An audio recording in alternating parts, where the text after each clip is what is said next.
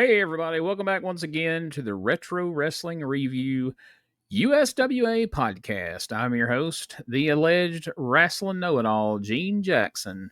And I want to welcome y'all to the 58th episode of the review. And we got a special episode this week. As you know, we wrapped up 1993 last week with our big year-end show, and we did our awards and everything. We had a good time with that. And right now we're getting fired up to head in to USWA 1991, but that's going to require a little bit of preparation. So before we do that, these next couple of weeks, we got some special episodes that are going to come out, and then we're going to have a 1990 recap episode where me and Josh Briley, and I don't know, we may be joined by BT. We are going to kind of give you a recap of the year of 1990 in the USWA and kind of set the table, if you will, for 1991. So that should be a lot of fun.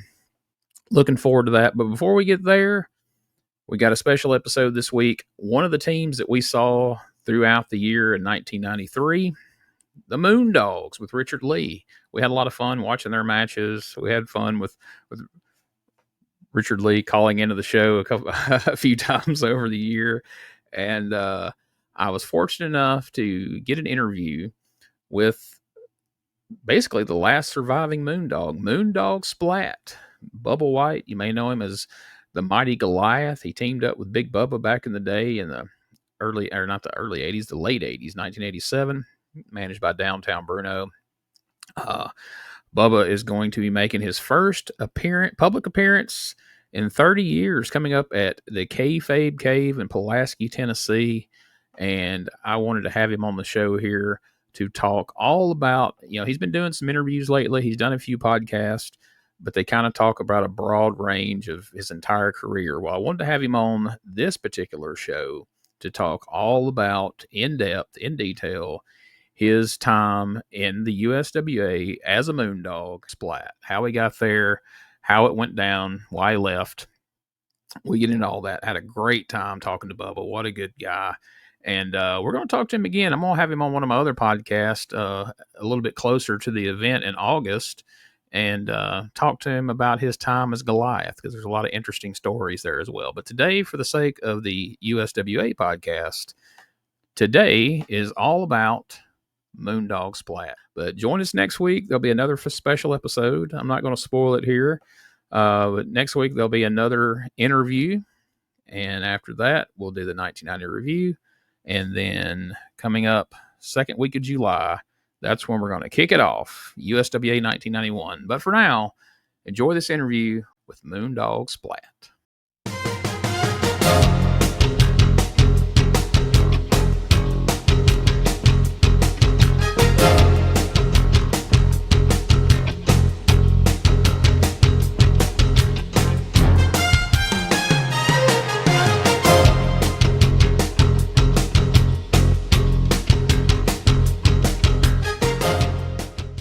All right, guys, we're back here on the Retro Wrestling Review USWA podcast, and I'm excited to bring to you a special guest this week. It's not Josh and Richard, my usual co-hosts. This week, I am joined by the one and only Moondog Splat. How you doing, sir? Yeah, good. Great introduction. Now you even may though also we didn't talk, even though we didn't talk while we were a Moondog. That's true. That's very true. And some people may recognize this gentleman as the Mighty Goliath. You may know him as Bubba White. But for the for this podcast, we focus on 1993 USWA, so we're going to talk all about your time as Moondog Splat. But before we get to that, I do want to mention, coming up Saturday, August the 23rd, you're going to be right there in Pulaski, Tennessee at the Kayfabe Cave, doing your first meet and greet in 30 years, Bubba. How exciting is that, man? Well, hey, I was excited to hear that somebody wanted me to come down and sign, or even have me there for anything. I was always working, but, now I have the time to do this stuff. So. Man, that's cool. The Moondogs, was always a big thing in Memphis. Of course, I remember, I guess I was probably around 10 years old when Big Bubba and Goliath first came on my screen with Downtown Bruno. And I'm just like, my God, these guys are monsters, and watching you guys just destroy people. And so I've been looking forward to this, man. And I'm in Gadsden, Alabama, but I'm going to be making that trip up there to Pulaski.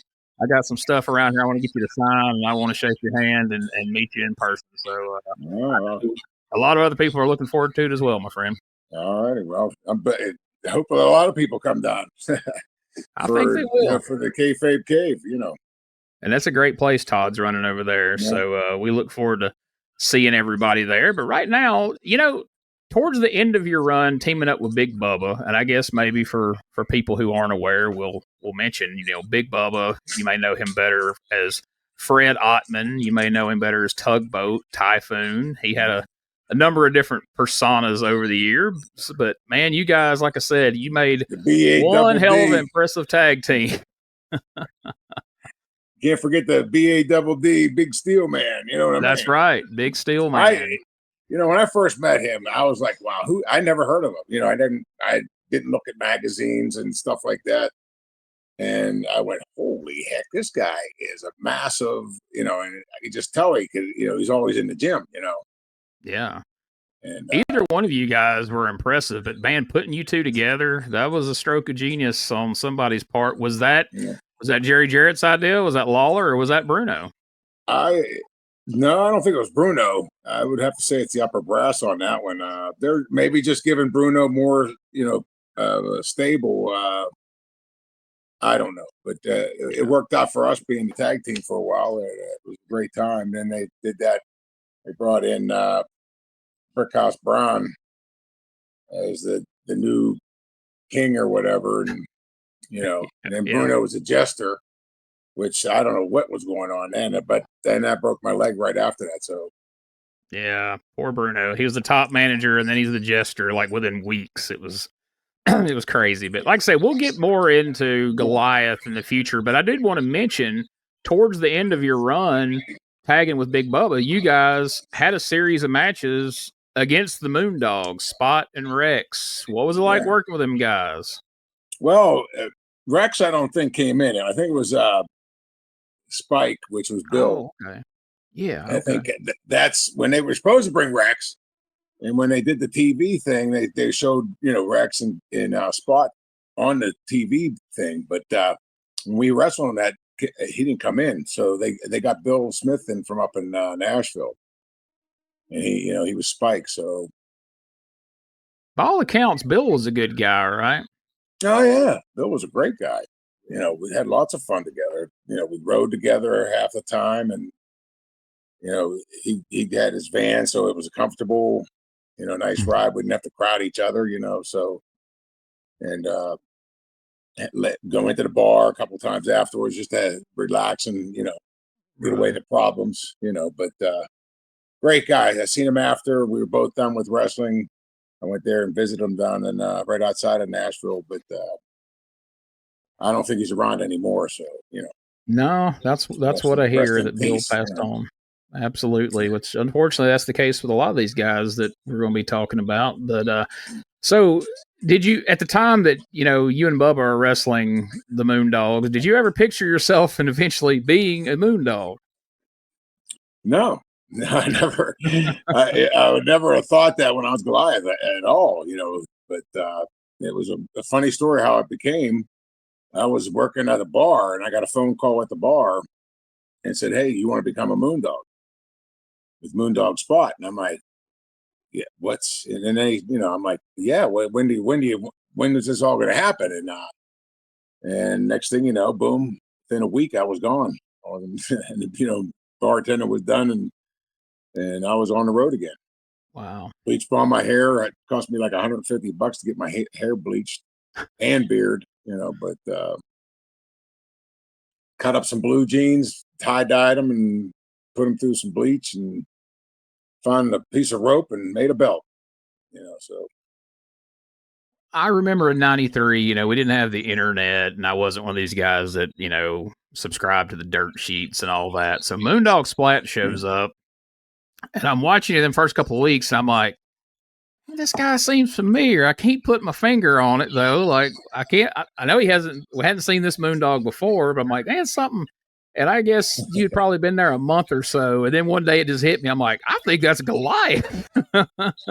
Did fans recognize you early on, or did it take a while? Yeah, because on TV I didn't have a bone. Oh, and that was on Saturday. We did live TV in Memphis. And Monday night, I'm in the locker room. Somebody goes, "Hey, Moondog, there's somebody out there in the hallway that knows you. They want to talk to you." I'm like, "Knows me?" I'm like, "No one down here knows me except for other wrestlers." Right. And so I went out in the hallway, put my hair down in front of my face, started acting like a whack job, doing the character. And all of a sudden this guy goes, "Hey, man, we know you were a Goliath before, man." And he goes, "Here, this is for you. We seen you didn't have one on TV." I pull out he has his red velvet bag, and I pull out a bone with a strap on it and everything. And I went, "Oh, you guys didn't have to go to all that." So I got him in the back door for free. That's awesome. I said, "Hey, thanks, man." So I was like, and I walked back in the back with the bone, and they're like, "Well, hey, where'd you get that?" So what kind of coaching were you given back there in the back about, all right, now this is what it takes to be a Moondog, or you just kind of already had seen enough of it to have the gist of it? No, I tried to get a little bit talking to Richard Lee, the manager, right, on the phone when I talked to him about before I came down there. Right, what more do you need? Like what goes on with the Moondogs? What we don't talk, okay? And then went from there. Okay, we just got our bone or whatever, and I do all the talking. I said, okay, so worked out for me. Yeah. But I mean, just when I broke my leg, I was starting to talk when I was Goliath. So it was kind of stymied me again as the Moondog. Yeah. I didn't need to talk. I didn't. I'm letting Richard Lee did it. He did way better than I would have probably. I was like, nobody's gonna get a word in with Richard Lee around anyway. So. I mean, Bruno, I didn't know. When I was with Bruno, I didn't know that. I figured Bubba already did it because he was on TV and he's been in the business for a while before I was. So, I never talked. I figured it was Bruno's job, and I just stood in the background like the goon I was. But but it worked. When I started talking, I started getting into it. So then I broke my leg. Man, who was booking at the time when you came in as the Moondog? Maybe Jerry Lawler. I'm not sure who was the actual booker, but everything was through Jerry Lawler because we met with him, on Friday and early Saturday morning before TV went on, and he had his own show, the Jerry King Lawler show, I guess, which that's where they first introduced me, was on that show. But I don't know if it came on later that night, and yeah, I think it come on like Sunday morning or something. I know it did at one time. They moved it around a little bit. How was Jerry Lawler and Jerry Jarrett? Were they good to work for? Were they approachable? Yeah, I mean, I never had a problem. I mean, Jerry King Lawler, if he had something to say to you, or Jerry Jarrett, they'd call you right over and you'd get whatever they had on their mind. But never had any problems with either one of them. I mean, I respected both of them. Especially Jerry, getting to work with him. Lawler, I got to work with him a couple times in the ring, and I mean, he's definitely a great ring man. Yeah, he was all business. Yeah, I don't know that you can find, even though there's thousands of them out there, I don't know if you can find a bad Jerry Lawler match. I don't know that I've ever seen one. He can work with anybody. He was a professional all the way through and through. He'd call me in on something in the room there, and we'd talk about somebody, because I was one incident in general was with Uncle Elmer. And Uncle Elmer was telling me something about how to do this and how to do that in the ring. And I'm like, what? So I come out of the room, Jerry goes, signaled me over quietly, and I went over and he locked the door, shut the door in his room there. Don't listen to that big goof. I almost lost it when he did that. I wasn't going to listen to him anyway, Jerry. I said, I'm like, what? I don't know what he was, what was he trying to, insinuate by telling me how to do this and really slam me hard with a forearm? I'm like, dude, I slam hard enough. If you want me to go harder, I can, but I just don't seem, why should I? You know? But anyway, it was funny because Jerry would call you over and tell me, I mean, my first night there, the first live match I had at night, he called me in the back of the stage there. And he goes, look, man, this is the way things go. And I wasn't really on to how the whole matches went. I was just trained and we just did, stunts and, did our moves. Mm-hmm. And, never that I was taught to try to program a match or get it in your head how to call it. So I went down there blindly, more or less. I was trying to watch as much as I could to learn more about the ring, but I learned on the way the hard way. First night there, I almost blew up in the ring, because I was going all out, and I lost my breath, and but I made it back to the locker room. But I was like, wow. And then that's when Jerry called me. I goes, dude, you're overworking. You're overdoing things. So yeah. So tell me about Richard Lee. How was he outside? Oh, what a talent! I mean, the guy had lots of talent. He could play guitar, he could sing, obviously he was good on the mic.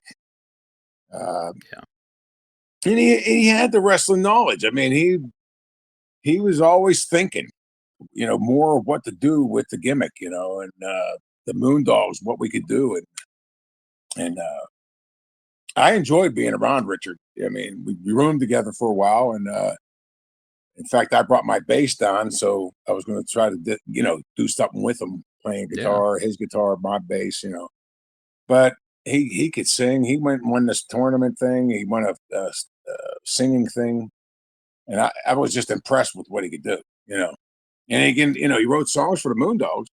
He put an album out or cassettes out about the Moondogs, but I never got a tape. I did listen to it in Bill's van, Spike's van, when we were riding around. I'd listen to it, but I always wanted to get a copy, never did. So, man, I wish we could get our hands on one of those. That would be awesome. I wish Richard Lee was still around, man. That's somebody whose brain I would love to pick and talk to, man. That would be. Yeah, I'm telling you, I would love to talk with Richard now. Honestly, Yeah. He always, he made some fun things in the locker room. Had kept it loose, kept it fun. And he'd sing. Like I said, he could sing. Drop of a notice. Drop of a pin. That's awesome. I wish there was some of that out there. I'd love to hear. I heard a couple. The Moondog songs they played on TV and stuff, like the video and stuff like that. I mean, he wrote his own other songs too. I remember this one was about like being homeless, living on the streets, sitting around the barrel fire, and that's the one he won the contest with. Oh, wow. And I always did enjoy that song. I'm like, man, I don't even have a copy of that. Yeah. You think I've done some searching around because you think, man, with all the music and stuff on YouTube, some of that's got to be out there somewhere, but I've yet to come across it. But if I ever do, I will definitely share it with you. Yeah, he got up on stage. We go to the Broken Spoke in Nashville there, and that's where a lot of talent went through. And Richard get up there, hey, key E, whatever the song was, key D, whatever, and they'd start playing, and he grabbed the microphone. I was like, wow, man, he's good. He just gets in there and don't care who's in the place, he just goes off, Which, hey, I mean, he did that, in the wrestling, with the ring on, being the manager on the side there. He knew when to get it, come up and grab somebody's foot or grab, get up on the ring apron. You didn't have to tell him. He knew when to do things. So, Yeah, you guys were quite the unit. Like everybody knew their spot, and he definitely knew his. And it's interesting to me watching this. Like you guys spent most of the first half of 1993 as baby faces, which is odd for the Moondogs, but you guys were baby faces in an unconventional way. But how'd you like that? Was that the first time you had been a baby face? Yeah, because we got to go out and meet the people. I didn't talk, but we got pictures taken with people coming up, and we were signing pictures, and and Richard was there, but there was a lot of tension between Richard and Spot, which became on us, all of us together. I mean, I wasn't side with it. I had to side with Richard because it was the truth, and I didn't like to side with him. But then I went back with Spike, and everything was great. Me, Spike, and Richard got along fine. We travel together, drink together, whatever. Yeah. We never got crazy, but drinking wise, I never was into that anymore. But a couple beers, that's all we needed. Yeah. Take the edge off. Yeah, we'll go here towards the end. We'll talk a little more about Spot and some of those issues. So being a Moondog, traditionally the Moondogs were always pretty rough on the enhancement guys as a rule. Was that one of those things you got coached on in the beginning? Like, hey, you don't talk, you carry a bone, and you beat the living hell out of these poor guys on Saturday morning. You don't sell much. Yeah, you only do it when you had to, and that's all I know. Just beat on people. Yeah. And if they hit it on you, you just hit them back. Until it's Jerry the King Law, he pulls the strap down, and then you're done. It seemed like to me that, I don't know, you hit those guys with chairs and stuff in safer place. Sometimes Spot seemed like he just didn't care, but it seemed to me like, yeah, you were rough in the Moondog style, but you were still safe in where and how you hit them. And Bill was the same way, Spike. I didn't ever think that he went all out to just go out and hit somebody and try to and think it's funny. Try to hurt him and think, oh, did you hear me hit him with that board? A couple of times with Spot, I'm like, dude, and then I realized I was starting to get the receipts of it. And I'm like, wait, whoa, what the, I don't do that to you. And that, I almost got into a fight with Mabel, Big Daddy V, whatever you wanted to call him. But because he started taking it out on me, he hit me with a 2x2. It was a coat rack. Yeah. Solid wood. It was no pine. Let me tell you, I went down to my knees like, what the hell just happened? Oh. And I see the top of the thing with the hooks in it, the top of the coat rack. I was like, what in the nah, this ain't gonna no play in this game. No. I went after him and I threw it at him. I hit the top of the wall right above the door. I was in the hallway screaming, yelling, everybody, oh, gotta settle down. I'm like, I had to go back out towards the crowd because I just had this calm down. I went back out and just stood around like I was gonna kill somebody. Yeah. So I think that was down in Oxford, down in Mississippi somewhere, maybe at the university. Oh, okay. I think we were inside of a big hall, big stadium hall. Yeah, where we were fighting at. So down in my neck of the woods at the time, that's where I grew up in Mississippi. So it's a wonder I didn't end up at that show. But so I had them a little bit later in the questioning, but let's skip ahead. So so you got this very large, very green tag team come in from the Carolinas, the Harlem Knights, who quickly move on to WWF as Men on a Mission. I guess that kind of gives us a little insight there, but how were those guys? Obviously they were, when they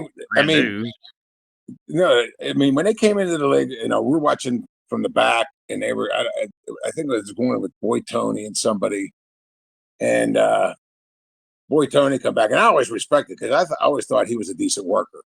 Yeah, and he starts with like, these guys, they suck so bad. What the, And I watched the match. I went, yeah, I agree. And then Jerry Jarrett comes walking over, spitting his chew into his cup. Man, these guys are great. They're going places. And I'm like, what? Where are you coming from? And all of a sudden, boom, they were gone. Yeah, it's crazy. And of course, everybody goes, well, it's just the size. But it's like, well, then you and Bubba should have went there in '87 then, because you guys had size and you could work. These guys are out there killing people. That was the thing. They were injuring people left and right. From what I hear, Mabel didn't have no problem doing it. And I get what he said. He goes, I don't do that when your partner hits me. I go, well, I'm not my fucking partner. I'm sorry. No, you're good. You can say whatever you want here. Yeah, but I go, I'm not my partner. If he hits you, you get him back. Yeah. I'm trying to take care of you guys. You know, you crack me over the back of the head and my shoulders with a 2x2. No. It doesn't work that way. But I heard all the things when he was in the WWF, Mabel, that he was hurting guys. You know, the Undertaker didn't even want to work against him anymore. So he said something to Vince, and they started tagging together. Him and I don't know how it was. It was the Big Daddy Viscero and then Undertaker tagging together or whatever. But I was like, yeah, he broke Undertaker's orbital you know. bone in his face, and he sat down on Kevin Nash's chest and cracked his sternum. I mean, yeah, he was killing people up there. Oh, I'm telling you, he come off the ropes. I was laying there, and his partner was holding me with my legs over the side of the ring. And he jumped from the second rope down. I was like I swallowed a big thing of dynamite, swallowed it, and had to hold that in because, man, when he hit my whole chest cavity, I thought I heard everything in my body cracking. And my head felt like it became a big red bulb. And he got up there to do it again. I'm like, Jesus, no. But he didn't break anything, so I'll say that much. But you know, he hit it with a chair or a board. You had to like, what are you doing, dude? You know, come on. But hey, you know, paybacks are a bitch sometimes. Yeah, that's the way the game's played, right? Now you guys spent the first half of the year, at least from the time you guys came into the USWA, working with Ron and Don Harris, the Bruise Brothers. How did you enjoy working with those two? Oh, that was great. I had a great time with them. They only got mad at us one time. We had to kind of apologize to them because it wasn't my idea. But all of a sudden, we beat them in a match, and I think they were almost getting ready to get. They were maybe going to the WCW, and it was somewhere I think in Mississippi again. And we started going attacking the fans, and Richard Lee was holding us back. Spot got on a bike and started trying to ride it. And I mean, it was like chaos at the end of this match. Here we just beat them. They're in the ring like, you're going to let us not walk out of here with any heat. You know, I didn't know. I was just going along with the ride. You know, I'm like chasing fans, and we had people scattering across the gym, running from the bleachers, and leaving their purses there. And I'm like, hey, can we get into this? You know, but and then I found out that Ron and Dawn were mad, you know, kind of upset at it. And I was like, hey man, I was just going with the flow. Believe me, I would have never done that if it meant anything, you know, which I should have thought it did. But, you know, we were caught up in a moment. You know, even Richard Lee was holding me by the pants and I was dragging him across the floor. He goes, run. And I'm running with him, hold on to my pants. He's sliding behind me. So, you know, skiing basically behind you. Larry tried to get on a bike and I was like, what the? Picture him Spot on a bike. So I don't ever want to talk down on, but, Spot had his great things that he had great ring idea. And he never said anything like, you're doing this wrong or doing that wrong. So the controversy was with the money being with the pitchers and stuff like that with me and Spot. But I mean, I always thought and respected him in the ring and as a partner. I really did, But if you're asking me between Spot and Spike, I would take Spike in a heartbeat. Yeah, he might not have been as ring savvy, but he played the game as good as anybody in my book. So. Yeah, that's the consensus I've heard in the past. What was your opinion of Brian Christopher during this time period? Great. I like Brian. We got to talk a lot in the back, and I don't know. We used to watch each other's interviews, and and when somebody messed up, we seen it firsthand. They didn't do the bloopers. Yeah. Right. So it was nice to be in the back when they're doing these interviews, and you'd see people start talking. They mess up the Ton's name, whoever they're working against. I'm like, can't you just put a couple words out there? You're starting to try to put on a big play. It's just a couple things, man. Just say it real quick. You're gonna kick his ass and get on with it. But right. You're trying to think of all kind of wild things to say. Just then he finally get it right. But Brian Christopher, I'd never had any. He was always a true professional when it came to his interviews and stuff like that. And in the ring, I loved working with him. You get in there with it, him and Jeff Jarrett, same way. Respect for both of them, and Brian, like the Steelers. And being a Pittsburgh boy, me and Brian got along real good. We hated his dad. So that got over with. Sure. We jagged around like, your dad with the Cleveland Browns. What the hell's up with that, man? Losers on the lake. Come on, But Brian was great, man. Great in the locker room and great in the ring. Yeah, that was 93 was like a breakout year for him. And it was a shame that what happened. I don't know how to say anything for that, man. I don't know what was going on. I don't know. I've talked to a lot of different people that knew Brian really well, and different people have different opinions on what they think did happen or really did happen. And whatever it was, it's sad. And it's a damn shame. Yeah, that's about the only way you could wrap it up. It's sad because you'll never know what was going on through what he was dealing with. I never thought of killing. I mean, I don't want to say that, but commit suicide. But I definitely thought of killing people. I want to tell you that, right. But not myself. But I think I probably tried a couple of times inadvertently wrecking my car around a tree or something like that. But that's a whole nother bunch of stories. Yeah.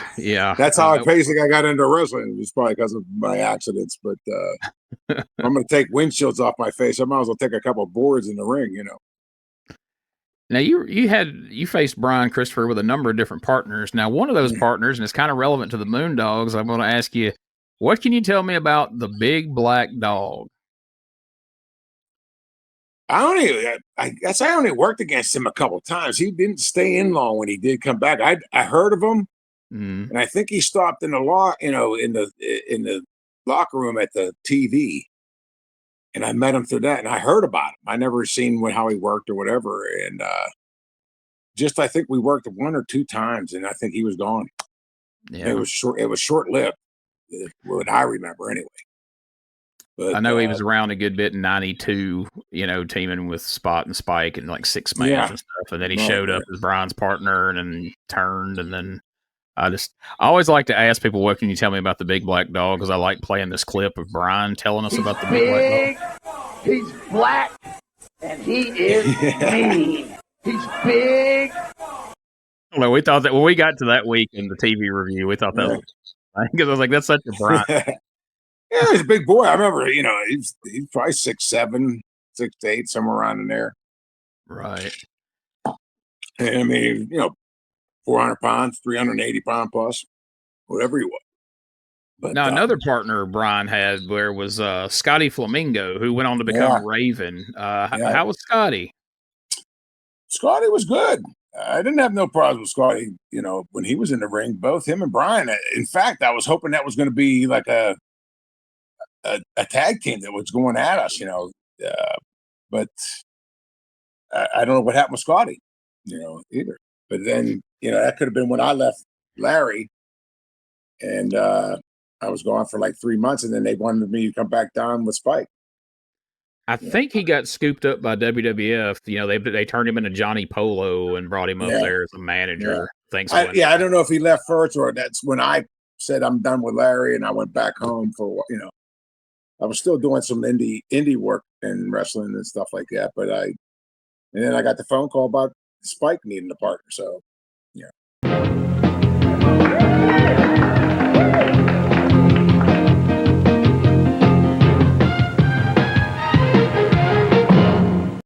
Hey guys, Ray Russell here, curator of the WrestleCopia Podcast Network, inviting you guys to listen to many of the programs here as part of the WrestleCopia brand, including, but not limited to, the Wrestling Memory Grenade, currently covering the 1988 and the WWF project. You can also listen to the Regional Wrestling Podcast, where we talk the territories. You can also listen to the Wrestling Stoop with the legend himself, Bob Roop. But that's not all. You can also check out the Puro Wrestling Academy with the professor of Puro Resu, Mr. Dan Ginnity. Dan and I go back in time and cover the history of Japanese professional wrestling in the English language. And you can listen to all of those shows and more, all part of the WrestleCopia Podcast Network, located over at WrestleCopia.com. That's WrestleCopia.com, and anywhere your podcast streaming needs are met. So if you're looking to support that next up-and-coming podcast brand, please consider making it WrestleCopia. Ladies and gentlemen, welcome to Give Me Back My Pro Wrestling, the podcast that's based on the old school but can still help you find the good stuff from today.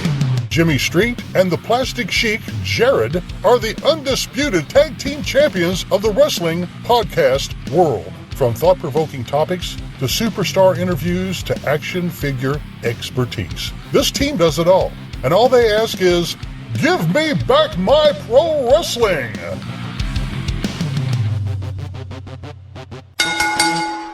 Every other Thursday, wherever you listen to podcasts.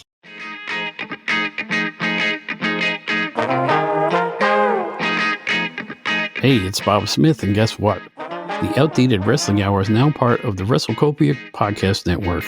But hey, no fear, you're still going to hear the unique guests, comedy, music, authors, journalists, funny people. Who knows who's going to end up on the Outdated Wrestling Hour? Remember, it's all new and all old. So check it out in the WrestleCopia Podcast Network and wherever you get your podcasts. Listen if you know what's good for you. So Brian and Scotty, and then the Harris brothers, a lot of those guys that you guys wrestled were managed by Mike Samples, and of course that gave Richard somebody to play off of. How did you like working with Mike Samples? How did Richard Lee like working with Mike Samples? I don't think he had a problem with him, and I like Mike. He was fun to talk to in the locker room, and then one match in particular, Mabel, which he hit me 3 times with a trash can, and the thing was that if I hit you, and then you hit me with the trash can, it's dented. You can't use it anymore. And you can't use the bottom of the trash can. Well, he split my head open. As I turned around, he hit me again with the trash can and got me with the point where it was folded. And my head was split open. I know it hurt, but I fell backwards into the ropes like, you're supposed to. Then Mike Samples grabbed me. And he hooked me, and then he was going to hit me again. He goes, man, you're bleeding all over the place. What happened? I go, well, you better get ready because he's bringing that trash can right now. And I ducked out of the way. And he hit Mike Samples with it. And then I turned around in the ring. I looked back at Mike Samples, a big red spot on his tuck shirt. I'm like, man, he says that was a brand new tuck shirt, I think. I go, oh, man. But I was, man. Richard Lee sewed me up that night. Oh, wow. We stopped at a Walgreens. He went in and got a comb and some new skin and some peroxide. And he poured it over the cut. And he took my hairs on both sides of the cut and pulled them together, tied a knot, and pulled the wound. It was about an inch, 3 inches long by a good half inch wide. And he sewed it, pulled the hairs together and it sutured it up more or less. And he sprayed the new skin on it, and it all fell out about a week later. And I didn't have any issues with it. So probably still got the scar up there, but I never shaved my head. So I wouldn't know. Yeah. Those stick around when they're that deep. I remember that white flash, from the thing hit me, and it felt like somebody hit me in the head with a hammer, and to be, I guess when you open your eyes and you're still conscious, you're like, what the hell was that? And then you hit me with the wrong side of the trash can, Damn.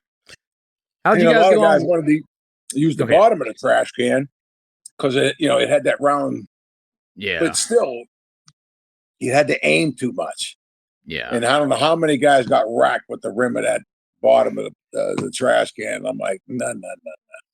Yeah. Your range of like there's too much room for error there with using that bottom. How'd you guys get along with Bert Prentice? Bert was cool. Just talking to him in the locker room, being around him in the locker room, but that was about it. I didn't really get to sit down and have conversations with him or, talk business around him or whatever. But, just seeing him float around the locker room, that was about it. But I thought he was pretty good. I thought he was decent, be a good manager, so as long as you can talk and handle the mic, you could become, a manager. Yeah. And he was a hell of a promoter. He was old school. He could, go into a town and have a show and TV and everything up and running within 2 weeks. He did it over and over again. So, but yeah, he was a big part of '93. One of the teams he managed, you guys, I know at least had a few matches with, was Rex King and Steve Dahl, Simply Divine out of Portland. I don't many matches, but I know y'all had a couple. Oh, I didn't wrestle any guys from Portland. I don't think. What was the names again? Simply Divine, Rex King, and Steve Dahl. They were the guys that had like the singlets that had like a thong over the singlet. Blonde guy and a brown haired guy. Oh yeah. Oh man, I had to had to go back a little bit. Yeah, they were reaching way back for that one. Yeah, but they didn't stick around either for I don't know what happened with that. Yeah. They. I know the last match that I had with is Spike. Me, Spike, and Eddie Gilbert and Doug Gilbert went over to Japan, and I don't know what it was, a loser leave town match or something like that, and we all got on a tour with Wings over there. Yeah, and that was a wild thing too. Doug and Eddie take off their mask in the ring over there and expose. But they did it for me and and Spike. Because they fired these two guys or whatever, and they brought them back. These guys stole stuff, people's gimmicks, and sold them to make extra money. And they bring them back. Next thing you know, they're putting them over. Like we're done now. So Doug and them did that for me, and Spike, and I was bummed out because I was like, hey, I could use some good money right now, but hey, business is the way it is. Hey, I agreed with him. I said, hey, I'm just bummed out. I can't make an extra, couple $1,000s here, buddy. It's not like you're taking money out of my mouth or anything, but I said, hey, I could use everything I can get. Yeah, I mean that's one that Doug's my buddy, and we do that weekly podcast now. But that's one thing about the Gilberts, like if they feel something's not right, they'll leave. They'll do whatever they think they need to do to handle business. So that's a pretty infamous story. More. Yeah, it was a shame what happened to Eddie. I had a lot of fun with Eddie over there. I mean, the few weeks that I get to know Eddie and Doug, we had a great time. And then all of a sudden, after like 3 weeks, it went sour. Like all of a sudden, this is going to happen. This is where we're going to get our tickets. We're out of here. I'm like, what the? Whoa. But after you sit and think about it for a while, you go, hey, that's the way you got to do it. Yeah, I mean, somebody that stole the boys, that then they let them come back in like that, and then they were going to put them over. I've heard Doug tell that on shows and away from shows, and he's like, man, I just thought it was terrible that somebody that stole from the boys, they're going to let him not only come back, but they're going to let him come in and beat the Moondogs that we brought in to be monsters over there. And he said, I just want to put up shit. I was like, I don't blame him. Right. Yeah. I mean, I didn't realize it. I mean, I went out and did the match. I didn't think of what was happening, that, they were doing this to me, and then they were getting the pin and getting over on us. And then think, okay, I thought it was, hey, these guys must be big time over here, Then all of a sudden it came out, oh, these guys got fired from here, they stole, and I'm like, oh, jeez, what the, I knew what right then and there, because I hear we lost to them, so we ain't the big tough guys that I guess they were looking for. So. Yeah, and that sucks because, man, the Moondogs feel just tailor-made for Japan, that roughhouse style over there, man. Like, I felt like you guys could have had years of work over there if things hadn't went sideways like that. Yeah, I mean, I didn't, like I said, any of the matches we did, and we were out in the crowd. They walked away from us. As soon as we even just started walking towards the people over there, they got scared of us. And I don't think we did anything in the ring that proved any different, so... Like I said, it just was a wild thing that happened. Like, boom! Next thing you know, we're coming home. Yeah. And I went back to Pittsburgh, and then I went to South Africa in '95. right after I got married, and I didn't get no calls, didn't get no bites, so I just threw everything in the garage and became a bartender, bouncer, manager, whatever, Right. Couple more questions about 93. PG-13 was another young team that came in while y'all were there in 93. I don't know that y'all worked with them much, but what was your impression of those guys? They had a big year that year. Hey, a lot of people got behind them. I mean, a lot of the fans. I mean, they were small comparably. Yeah. The most tag teams in that, but they both could work. Jamie and Wolfie, they could definitely work in the ring. Size was probably their only fault. Yeah. But they were good workers, great workers. Fans were behind them, and they went with that gimmick. First thing I said was, "What, we got Rum DMC here today? Who's these guys?" And then I found out it was Bill Dundee's son. I said, "Oh, that's how he got on there." Okay, I get it. But man, they got it over. So this is something I always wondered, though. At that time, PG-13 had Midget D. The American Eagles had the Little Eagle. Was there ever any talk of getting a midget to be like a Moonpuppy or something to go with you guys? It probably would have started coming up. I don't know. It might have come on an idea. You never know, because if they're doing all that, why not? Some small guy. We could have Roger Calvert. I there was women Moondogs and stuff. So yeah, I had a great time with Roger over in South Africa. The whole month we were over there, and Roger was a pip, man. He was so funny. He was a good time in the locker room. Told some wild stories. These guys crack me up. The other guy was from Mexico, I think.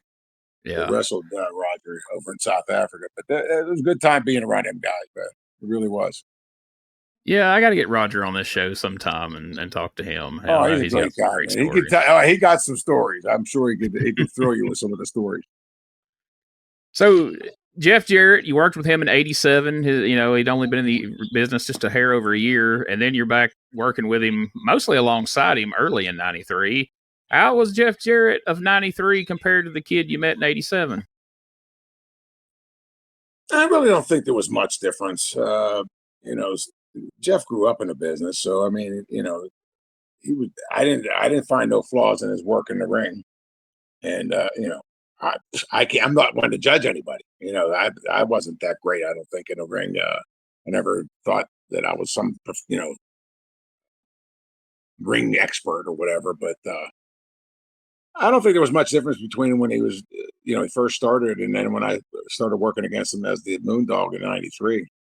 Yeah, he put on some size compared to when I first started.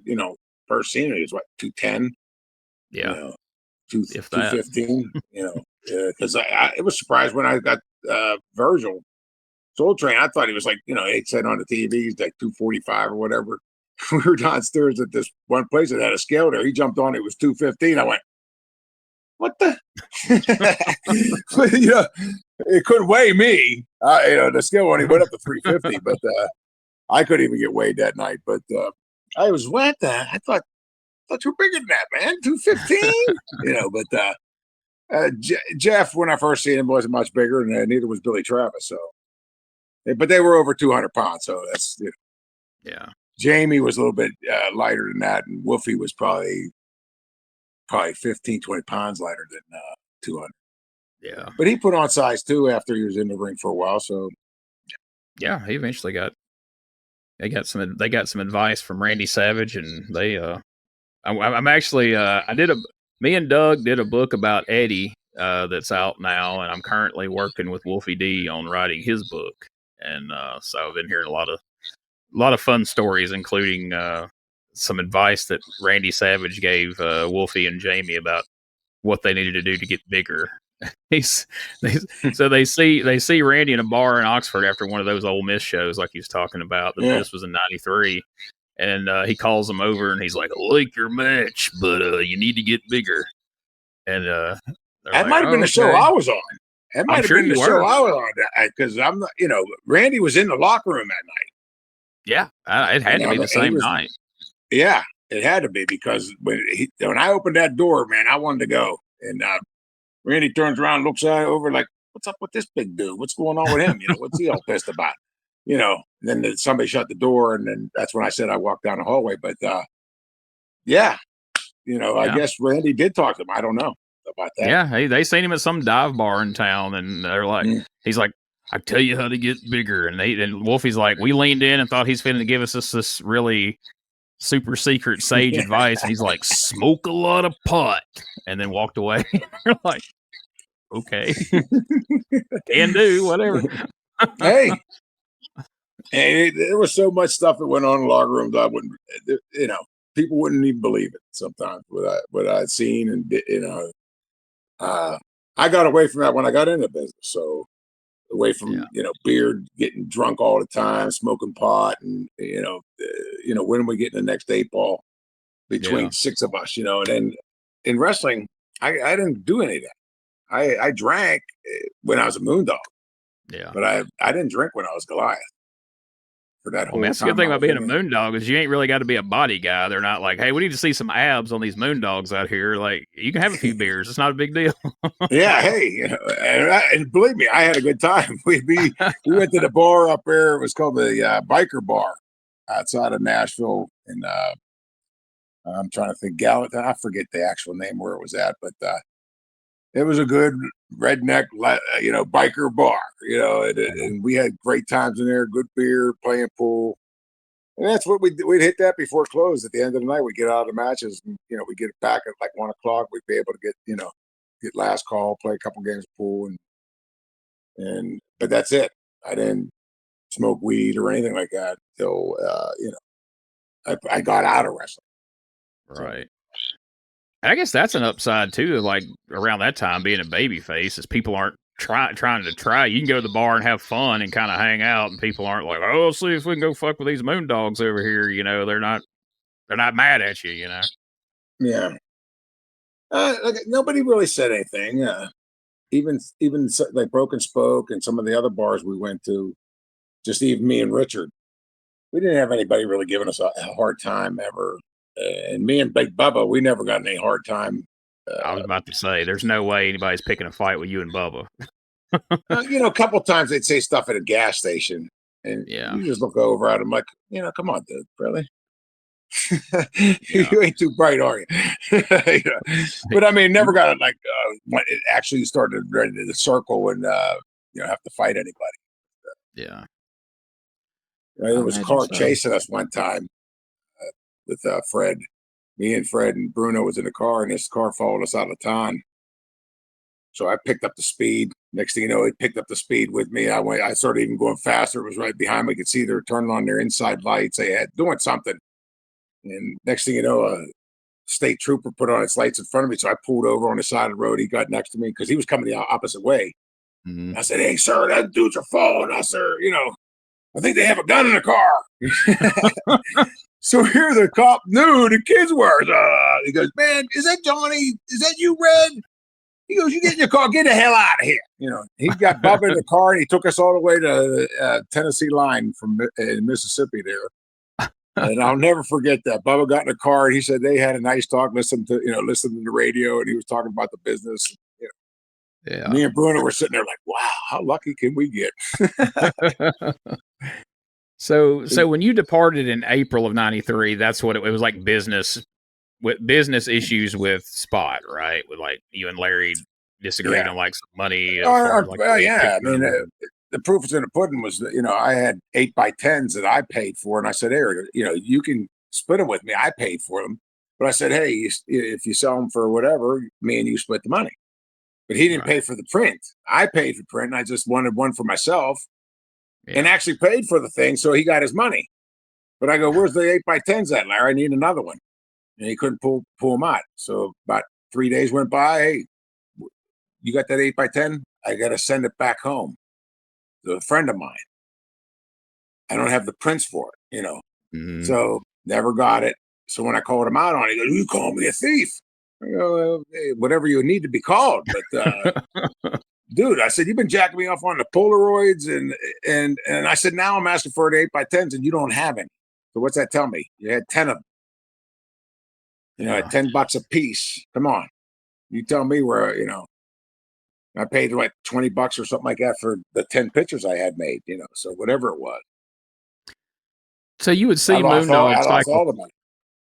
You would see Moondog cycle through there with Spot for a long time. Is that kind of usually how that went? Is like people would kind of get enough of him, and then they'd have to plug in another Moondog eventually, or there was definitely trouble between him and Rex.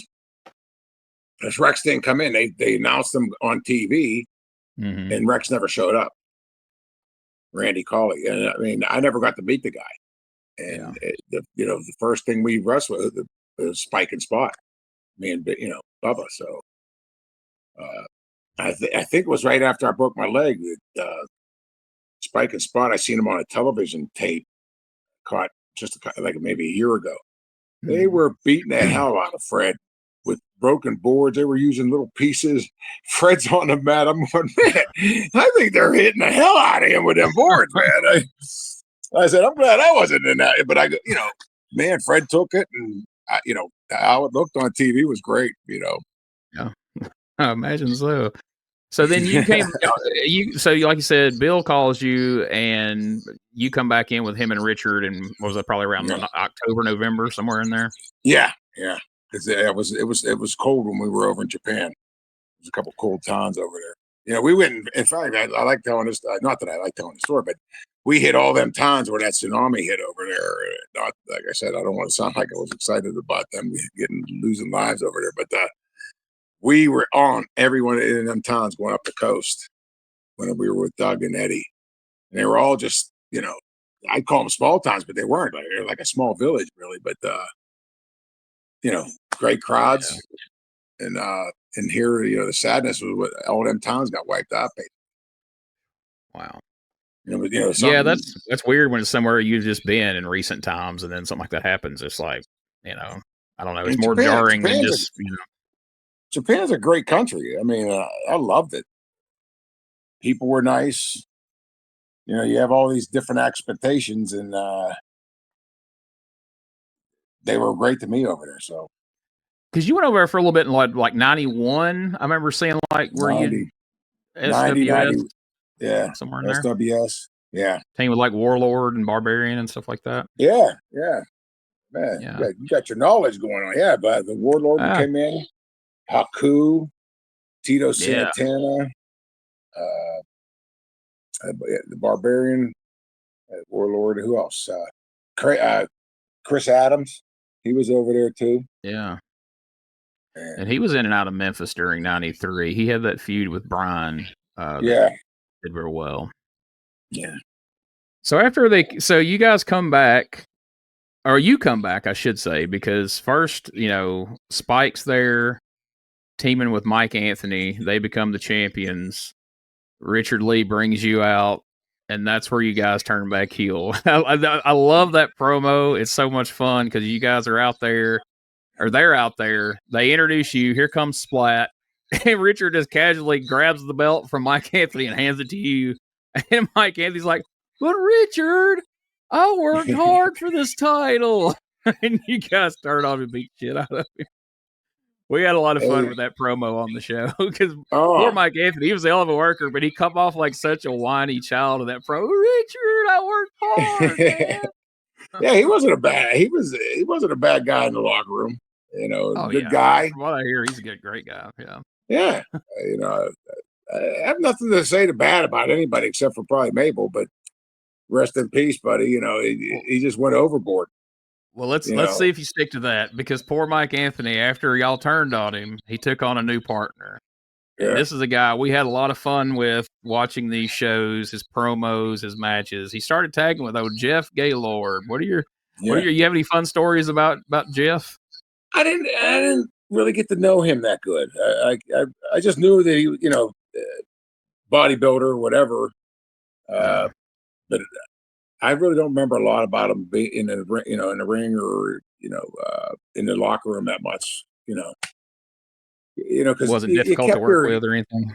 No, never difficult on my end. Hey, things happen in the ring, and I always looked at it. Hey, I'm not, I'm just want to get out of here without getting hurt, man. Be able to work tomorrow and collect that check. You know what I mean? Absolutely. And so But, from there, you Jeff, guys go ahead. Jeff wasn't a bad guy. He was, like I said, I would just say he was, just like one of the guys, I guess. Yeah. He'd just be one of the boys. After that, after y'all had turned heel, they did an odd thing with like Downtown Bruno brought out. It was what was it, Leatherface, and I think he called him the Deadhead. Like a couple of characters, like it was Mike Samples under the one mask and Ken Raper under the other mask. Y'all had like one match, and then the following week, you guys wrestled Doug and Don Bass, and then Doug and Dirty White Boy. Don had been around as Rock and Roll Phantom a lot during that year. Don, I got to be around Don a lot, my little bit of time in the business. And man, you talk about a guy, you talking about like Richard and everything, like Don was like, had a wealth of knowledge of the business. He'd been around forever. All kinds of entertaining stories. What a fun guy Don was. Yeah. I love Don. I'd go right when I was on the card with him, I'd go right over to where he was dressing, or I was dressed already, or and I just listened to what he had. We just start talking, and he'd tell stories, and I wouldn't even have to bait him. He just all of a sudden we got into a conversation. I just sat there and enjoyed every minute talking to him. He had all that what you do in the ring knowledge, and just about everybody. He'd break everybody down. So I missed the guy. Really, I always thought of him, and I came back got out of business and was back here in Pittsburgh.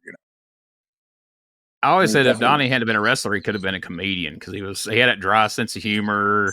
He did so well with that singing cowboy thing they did that time where he was lip syncing those Bobby Bear songs. Well, and stuff he reminded me of the guy from. He kind of reminded me of BR 549 Junior Samples. Yes, absolutely. He kind of had that overtone, and I loved it. Me going to the South, I'd never heard as much, Southern drawl as when I went down to the South, everywhere we went.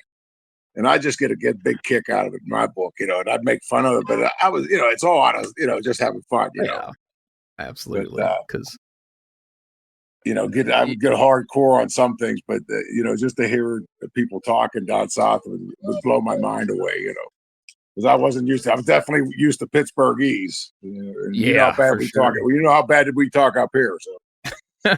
For sure.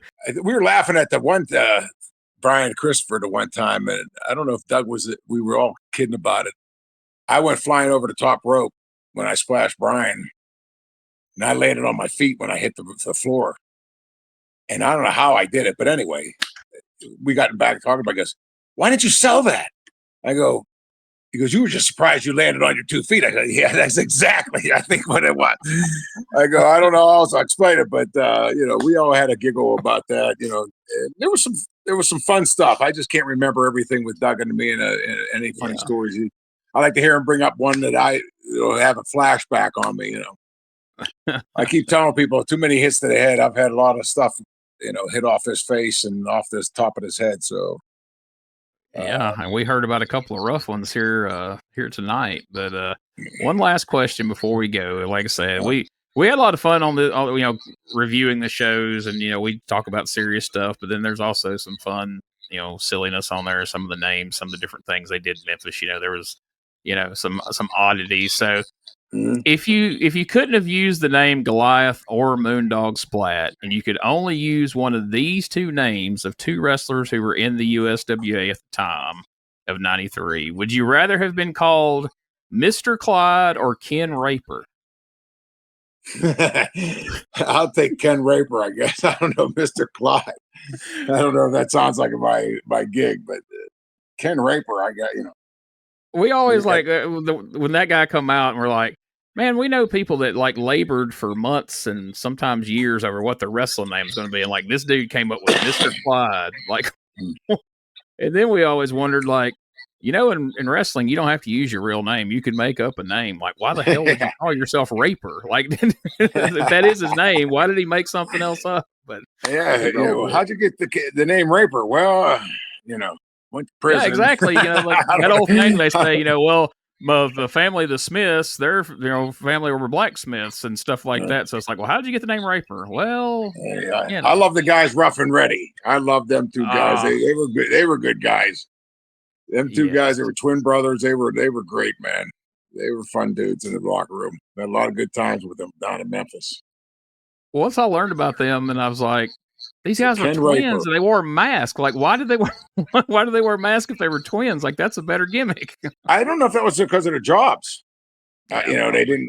Yeah. I don't know if they were allowed to. I don't know. I really don't know why they covered up. Maybe because maybe their pastor didn't want them to do. I don't know, man.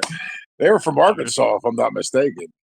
They were. I met those guys years ago. A couple of really great guys. And I just every time I saw them on TV, I was like, Rough and Ready with Boss Winners. They were there every week, and they were rough and they were ready. Boss Winners is a good dude too, man. He refereed a couple of times, if I'm not mistaken. Yeah, he got the referee. He always reminded me a little bit of Richard in a way. I thought that was Richard's dad. Kind of in a way. I think they were relatives. They didn't tell nobody. But this has been a lot of fun, man. I want to remind everybody before we go. Remember, Bubba's going to be coming to the Kayfabe Cave in Pulaski, Tennessee, Saturday, August 23rd. It's going to be from noon to 3 p.m. You can check out Kayfabe Cave on Facebook for more details as we get a little closer to it. And that's at 110 South 1st Street, Pulaski, Tennessee. Like I said, I look forward to being there. We hope you are too. And we talked all about. See a lot of people. Hell yeah, man! We talked all about the Moondog stage of your career. Maybe when it gets a little closer to that event, we'll have you back on here. We'll talk a little bit more about the Goliath stage of your career. But man, I appreciate your time tonight. It's been a pleasure talking to you, man. Hey, thanks for having me. All right. Well, there you go, folks. There he is, the man himself, Moondog Splat, Goliath, or Bubba White, if you prefer. Thanks, man. All right. Thank you. This is Wrestling Nostalgia, the podcast that dives into wrestling history. Hey, wrestling fans, I'm Dave Dynasty, and if you enjoy podcasts that are knowledgeable and history-driven, then Wrestling Nostalgia is for you. With great guests and fun interviews, there are over 200 episodes in our archives. We chat with several first-time guests and often cover topics not discussed on other podcasts. Look up Wrestling Nostalgia on your favorite podcast platform and visit all of our links at linktree/WrestlePod. That is linktr.ee/RASSLEPOD. And remember, wherever you go, whatever you do, be good, be safe, and keep on growing.